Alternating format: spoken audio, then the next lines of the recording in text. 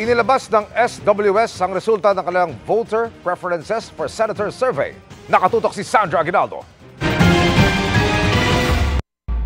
Sa Voter Preference for Senator Survey na isinagawa ng Social Weather Stations o SWS na kinomisyon ng consultancy group na Strat-based Group na pabilang sa unang 14 na pwesto sina Congressman Erwin Tulfo, re-election ni Senators Bong Revilla Jr., Bongo at Pia Cayetano, dating Senador Tito Soto, mamamahayag na si Ben Tulfo, ex-Senators Ping Lacson at Manny Pacquiao, TV host Willie Revillame, Makati Mayor Abby Binay, Senador Lito Lapid, Congresswoman Camille Villar at Senators Bato de la Rosa at Amy Marcos. Sa kabuuan, 70 pangalan ang ibinigay ng Strat-base kabilang ang mga politiko, artista at iba pang personalidad.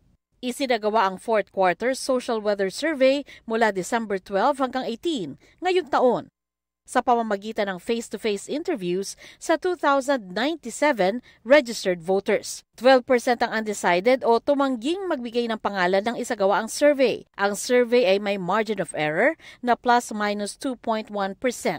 Para sa GMA Integrated News, Sandra Aguinaldo, Nakatutok, 24 Oras.